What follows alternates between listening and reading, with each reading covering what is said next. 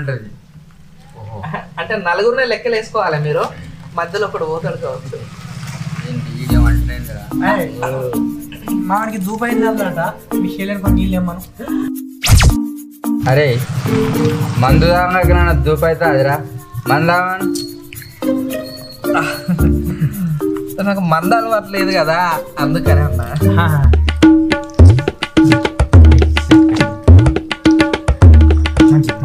అరే ఛాయా తాగు. అరే రావురా తాగుతారు నేను అయిపోయింది.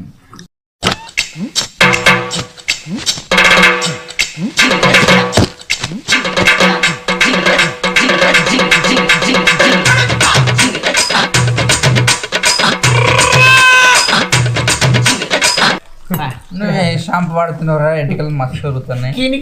రాత్రి పండుకోగా షాంపూ పెట్టుకున్నారా? తెల్లారి లేచే వరకు